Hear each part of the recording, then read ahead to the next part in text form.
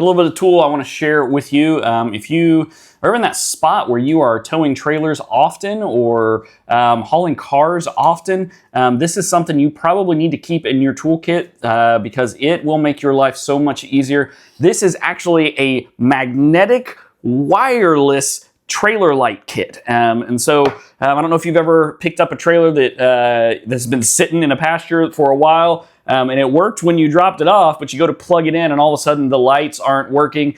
That's where this comes in. You can quickly and easily pull this out and instantly have lights for the back of your trailer. What this is, they have LEDs built into this, have a battery into this, a rechargeable battery that the kit obviously comes with the recharger that you need for that. And then this is waterproof, and this right here, this circular unit here, is a strong magnet, so you can just pop these on the back of your trailer, and then you pop this into your electrical receiver in the back, and it is your wireless transmitter. These pick up the brake signals, and boom, you've got lights. Man, this is so incredible and wonderful. And if you happen to be working with a trailer that maybe is aluminum or something and doesn't, the magnets don't work very well, the kit actually does come with some plates, or if a wooden trailer or something else like that, does come with some screw-in plates so that, oops, oh man, that's tough.